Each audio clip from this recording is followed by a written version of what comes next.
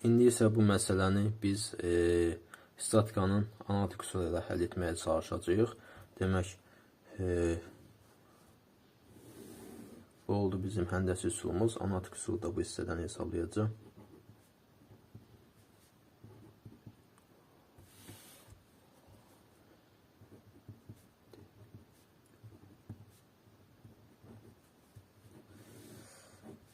Demək, analitik üsulla hesablama zamanı biz mövcud sistemimizə baxırıq. Eyni zamanda bizə üfüqi istiqamətdə elementlərin üfüqi oxla arasında qalan bucaqlar onsuz da verilib. Verilməsəydi biz onu tapmalıydıq. Çünki analitik üsulla bu hesablama zamanı lazım olur. Analitik üsulu belə deyək, nəyə əsaslanır? Proyeksiya almağa əsaslanır. Yəni, şaquli istiqamətdə qüvvələrin proyeksiyası və üfüqi istiqamətdə qüvvələrin proyeksiyası nəyə bərabər olmalıdır? Sıfıra bərabər olmalıdır ki, biz bizim sistemimizin müvazinətdə olduğunu müəyyən edək. Müvazinətdə olması üçün daxili qüvvələrin nə qədər olduğunu təyin edə bilək. Demək, biz baxırıq ilk növbədə sistemimizə. İlk növbədə biz x istiqamətində, belə deyək, əgər biz burada koordinat oxlarını çəkəsi olsaq, bu olur x istiqamətində, bu isə olur y istiqamətində. İlk növbədə x istiqamətində qüvvələrin cəmini sıfıra bərabər edir. Yəni, x istiqamətində olan qüvvələrin proyeksiyasını alırıq. O zaman biz yazırıq sigma. Sigma bilirik ki, yəni x istiqamətində olan qüvvələrin cəm mənasını göstərir. Sigma fx bərabərdir 0 olmalıdır. O zaman x istiqamətində olan qüvvələrin cəmi nə olmalıdır? 0. Baxırıq, biz yenə ilkin sistemimizdə görürük ki, x istiqamətində olan bizim qüvvələrimiz SB qüvvəsidir, x istiqamətindədir, amma müəyyən bucaq altında. Bir də SA qüvvəsidir, üfüqi istiqamətdədir, amma x oxun əksinədir. Əgər x oxun əksinə olursa, biz hər zaman mənfi ilə yazırıq. O zaman burada yazaq. Nə yazaq? SB dedik, x istiqamətindədir. Olduğu kimi qalır. Vururuq, bucaq nə qədərdir? X oxu ilə arasında qalan bucaq beta 60 dərəcə idi. Əgər x-a görə baxırıqsa, x oxuna görə baxırıqsa, o zaman bucağı kosinüsünə yazırıq. Yəni, kosinüs 60 yazırıq. Bir də baxırıq SA-ya. SA da görürük ki, x oxun əksinədir. Mənfi yazacağıq. Bucağımız da alfa 30 dərəcədir. O zaman x oxuna görə baxırsaq, kosinüs 30 yazacağıq. Yəni, burada biz yazacağıq ki, x oxun əksinədirsə mənfi, SA vurulsun, kosinüs, bucağımız 30 dərəcə idi, kosinüs 30 dərəcə. Nəyə bərabər olmalıdır? Sıfıra bərabər olmalıdır. Biz buradan hesablasaq, demək, SB-nin nəyə olduğunu tapa bilərik. SB-miz nəyə bərabərdir? Kosinüs 60-da 0.5 alır. O zaman yaza bilərik. 0.5 SB bərabərdir. SA bu ifadənin bərabərliyin digər tərəfinə keçirsək, olar SA vurulsun kosinüs 30 dərəcə. Hər tərəfi də 2-yə vursaq, yaza bilərik ki, SB bərabərdir. 2 vurulsun SA vurulsun kosinüs 30 dərəcə. Biz SB-ni SA ilə ifadə etmiş olduq.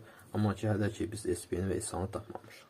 İndi nə edirik? İndi y istiqamətində olan qüvvələrin cəmini sıfıra bərabər edirik. Yəni, y istiqamətində proyeksiya alırıq. O zaman yenə yazırıq. Sigma f y bərabərdir 0. Y istiqamətində bizim qüvvələrimiz hansılardır? Hər üç y istiqamətindədir. Bu y istiqamətindədir. Belə deyək, tam paraleldir y-ə. Bu həm də y-in əksinədir, həmçinin paraleldir. Əgər əksinədirsə mənfi yazacağıq. Bu SB y istiqamətində müəyyən bucaq altındadır. SA da y istiqamətində müəyyən bucaq altındadır. Və y istiqamətində proyeksiya alırıqsa, biz bucaqları kosinüslə deyil də sinüslə yazmalıyıq. Yəni, ilk növbədə yazırıq bizə verilmiş qüvvəni 500 Newton idi, y-in əksinə idi. O zaman yazırıq mənfi 500. Sonra baxırıq ki, SA və SB y istiqamətindədir. Bunları müsbət yazacağıq və bucaqları nəzərə alacağıq. Yəni, plus SA vurulsun. Y istiqamətinə baxanda bucağı sinüslə yazacaq deyiriksə, yazırıq sinus 30. bu müsbət olur, y istiqamətində. Bir də plus SB bucaq 60 dərəcədir. Yazırıq sinus 60 dərəcə bərabərdir nəyə? Bərabərdir 0. Bu tənliyə baxdıqda yazırıq mənfi 500 plus sinus 30-da 0.5 alır. Yəni 0.5 SA. SB vurursun kosinus 60-da isə SB-nin yerinə buradan tapdığımız ifadəni yazırıq. Yəni biz SB-ni SA ilə əvəz edirik. Yazırıq plus 2 vurulsun SA vurulsun kosinus 30. Bu ifadə SB-yə bərabərdir. Vurulsun nə var? Sinus 60 var. Bərabərdir 0-a. Baxırıq məsələmizə. Belə deyək, bərabərliyin hər iki tərəfini 0-a vururuq və 500-də keçirdik bərabərliyin digər tərəfinə.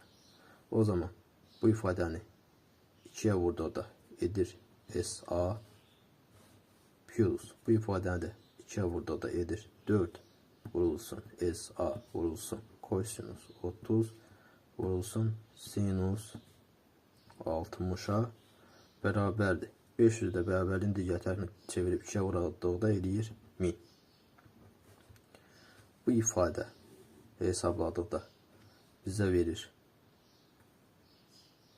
3SA. SA üstə ilə 3SA eləyir 4 vurulsun SA. Bərabərdir nəyə? 1000-ə. Buradan da SA-nı tapdıqda SA nəyə bərabərdir? SA bərabərdir 250 Newtona.